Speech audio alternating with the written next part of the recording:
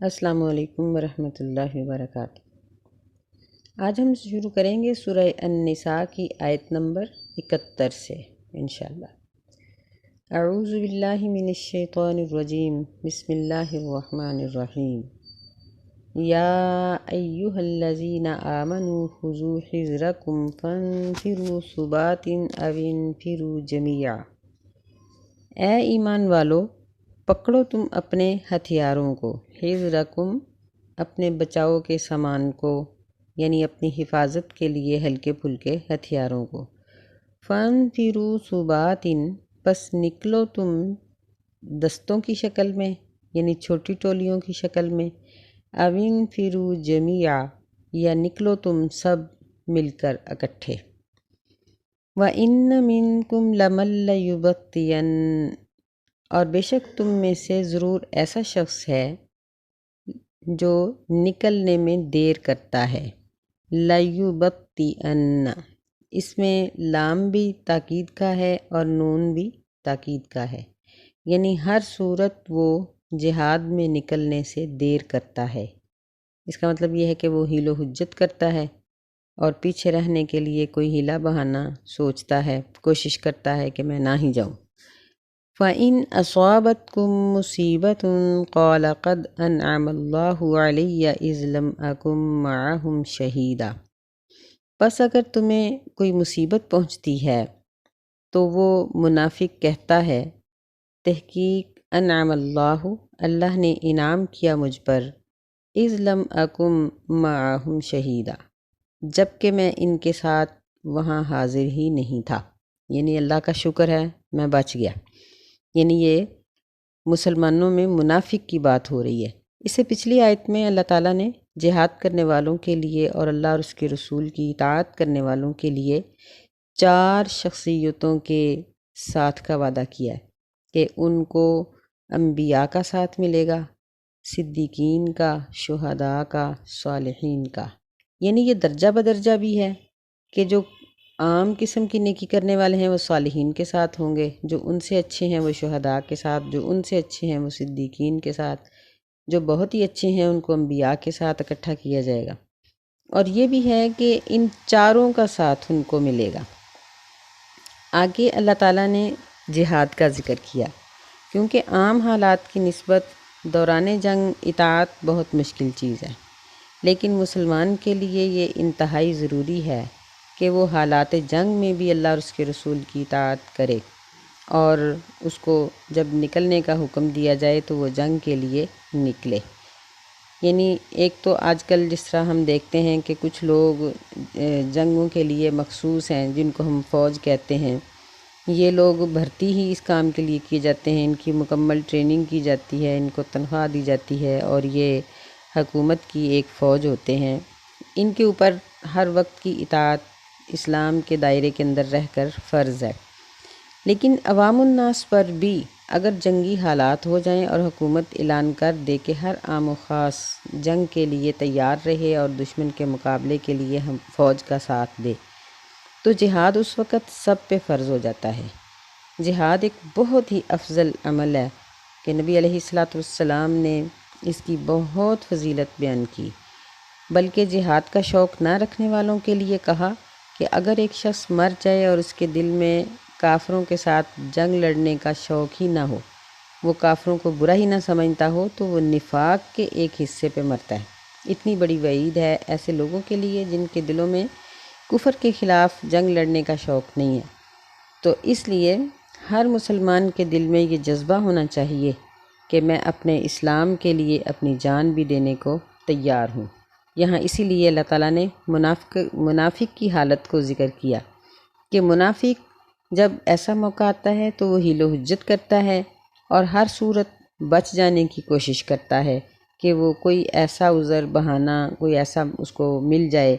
کہ وہ جانے سے بچ جائے۔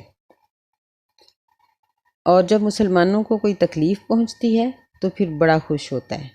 اور وہ اس طرح اپنے آپ پر خوش ہوتا ہے اپنے بچ جانے پر کہ جس طرح وہ مسلمان ہی نہیں تھا، اس نے کلمہ ہی نہیں تھا پڑھا، مسلمانوں کے ساتھ اس کا کوئی تعلق ہی نہیں تھا۔ وَلَئِنْ أَصَابَكُمْ فَضْلٌ مِّنَ اللَّهِ، اور اگر تمہیں کوئی پہنچے اللہ کی طرف سے فضل، لَيَقُولَنَّ، تو اس وقت وہ ضرور ضرور یہ بات کہتا ہے، كَأَن لَّمْ تَكُن بَيْنَكُمْ وَبَيْنَهُ مَوَدَّةٌ۔ یہاں بھی لَيَقُولَنَّ، اس میں دو لفظ ہیں تاکید کے، لام بھی اور نون بھی، یعنی پھر وہ بڑی حسرت کے ساتھ یہ بات کہتا ہے، كَأَن لَّمْ تَكُن بَيْنَكُمْ وَبَيْنَهُ مَوَدَّةٌ، گویا کہ نہیں تھی تمہارے اور اس کے درمیان کوئی دوستی۔ یا لیتنی کنت معہم فافوز فوزا عظیما، اے کاش کہ میں مسلمانوں کے ساتھ ہوتا، پس میں کامیاب ہو جاتا، بہت بڑی کامیابی کو حاصل کرنا۔ یعنی اگر مسلمانوں کے ساتھ کوئی اللہ تعالیٰ فتح اور خوشی کا معاملہ کرتا ہے تو پھر بھی وہ حسرت کے ساتھ اس طرح سے کہتا ہے کہ کأن لم تکن بینکم و بینہ مودہ، یعنی گویا کہ تمہارا اور اس کا کوئی مذہبی تعلق تو ہے نہیں، لیکن اس فتح میں اگر وہ شامل ہو جاتا اور وافر حصہ اور شہرت پا لیتا تو اس کے لیے بہت اچھا تھا۔ یعنی مسلمانوں کی فتح کے وقت بھی اس کو اس بات کی خواہش ہوتی ہے کہ مجھے یہ فتح مل جاتی اور مال غنیمت مل جاتا، لیکن مسلمانوں کے ساتھ اس کا تعلق پھر بھی دل سے نہیں ہوتا۔ اللہ تعالیٰ نے فرمایا فَلْيُقَاتِلْ فِي سَبِيلِ اللَّهِ الَّذِينَ يَشْرُونَ الْحَيَاةَ الدُّنْيَا بِالْآخِرَةِ، بس چاہیے کہ وہ اللہ کی راہ میں لڑے ان لوگوں سے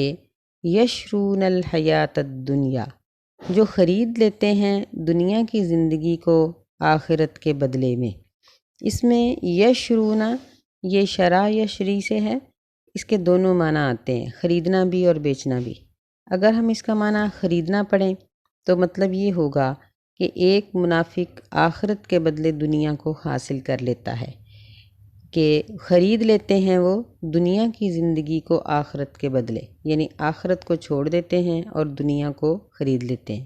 اگر بیچنا پڑے تو پھر اس کا مطلب یہ ہوگا کہ وہ اپنی آخرت کو دنیا کے بدلے میں بیچ ڈالتے ہیں، یعنی مفہوم ایک ہی رہتا ہے دونوں صورتوں میں۔ اللہ نے فرمایا وَمَن يُقَاتِلْ فِي سَبِيلِ اللَّهِ فَيُقْتَلْ أَوْ يَغْلِبْ فَسَوْفَ نُؤْتِيهِ أَجْرًا عَظِيمًا، اور جو شخص لڑے گا، جنگ کرے گا اللہ کی راہ میں، فَيُقْتَلْ، بس اس کو قتل کر دیا جائے، او یغلب، یا وہ غالب آ جائے،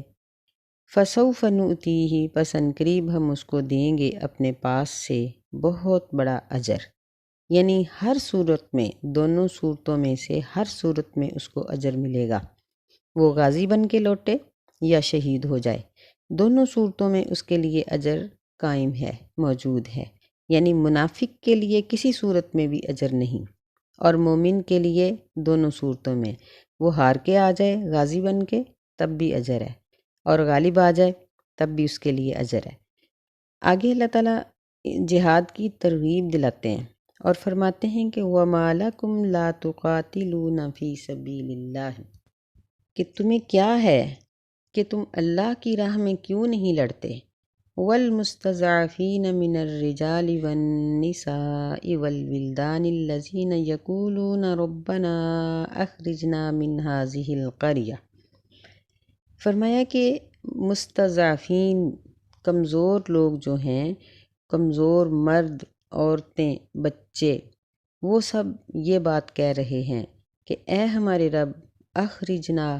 نکال دے ہمیں، من هذه القریہ، اس بستی سے، الظالم اہلھا، جس کے رہنے والے ظالم ہیں، یعنی ایسی بستی جہاں کے رہنے والے ہمیں مسلمان ہونے کی حالت میں رہنے کا حق نہیں دے رہے، اس بستی سے ہمیں نکال دے۔ وَاجْعَل لَّنَا مِن لَّدُنكَ وَلِيًّا وَاجْعَل لَّنَا مِن لَّدُنكَ نَصِيرًا، اور بنا ہمارے لیے اپنے پاس سے کوئی وارث، کوئی دوست، کوئی مددگار، اور بنا ہمارے لیے من لدن کا، اپنی طرف سے کوئی مدد کرنے والا۔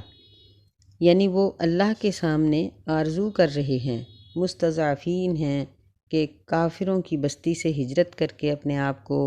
نکال نہیں سکتے، اپنے آپ کو محفوظ نہیں کر سکتے، بلکہ ان کے ظلم و ستم کا نشانہ بنے ہوئے ہیں، تو وہ تو التجائیں کر رہے ہیں، انتظار میں ہیں کہ کون ان کی خاطر لڑے اور ان کو آزاد کرائے۔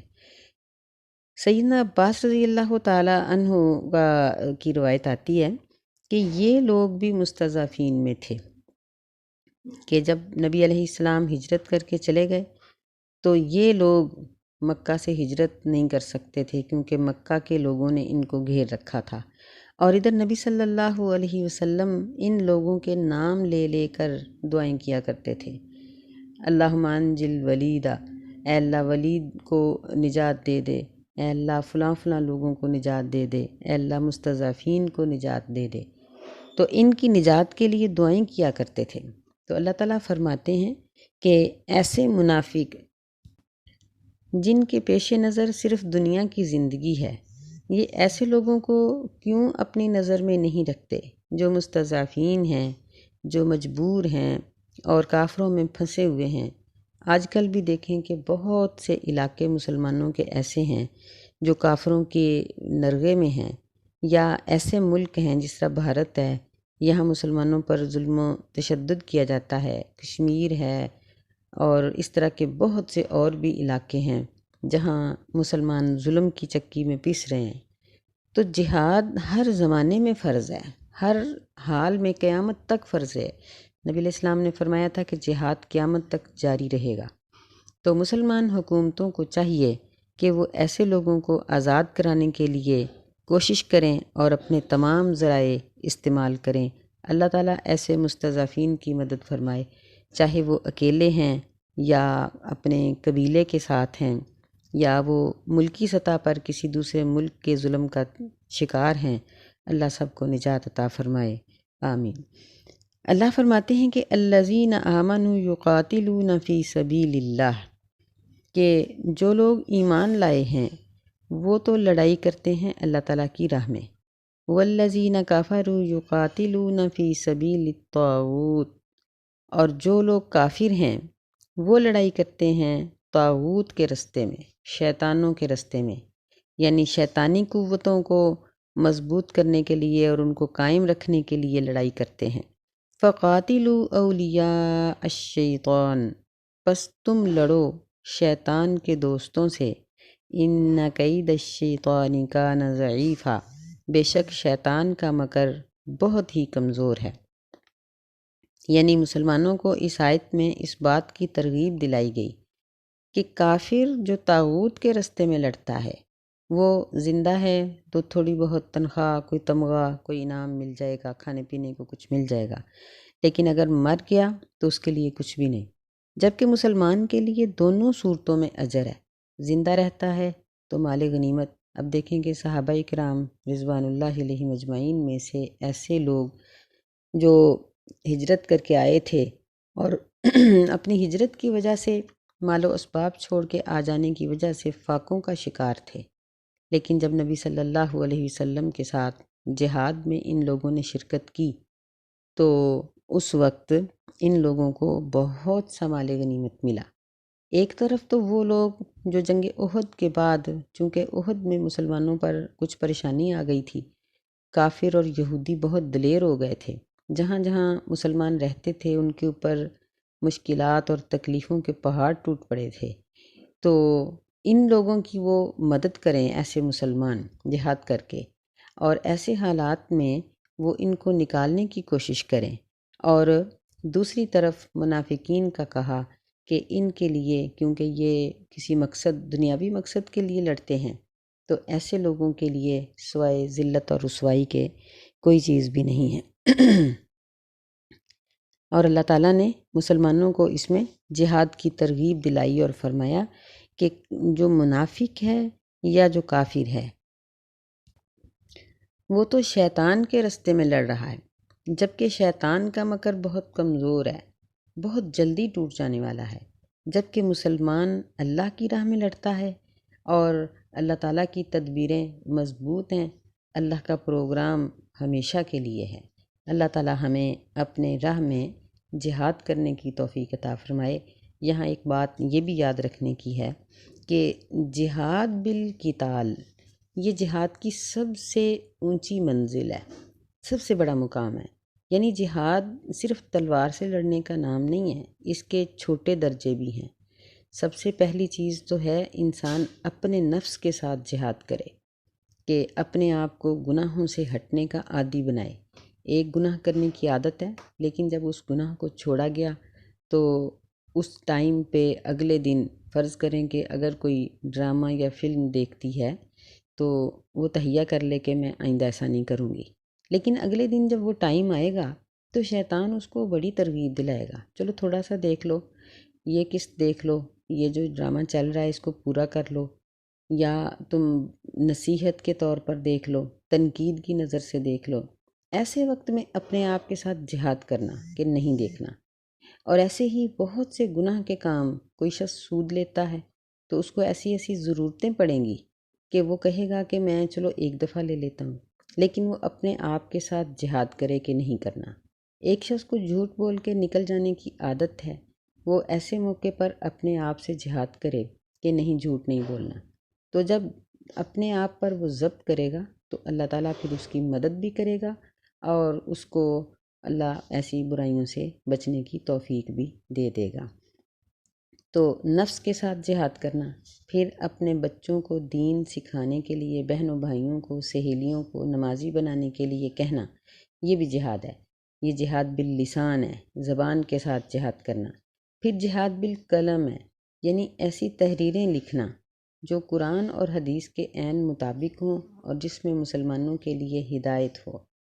تو جہاد باللسان میں تدریس بھی آ جاتی ہے، پڑھنا پڑھانا، خطاب کرنا بھی آ جاتا ہے۔ تو اس طرح جہاد بالمال، مجاہدین کے لیے اپنے مال کو خرچ کرنا، یہ بھی اللہ تعالیٰ کی طرف سے ہمیں حکم ہے۔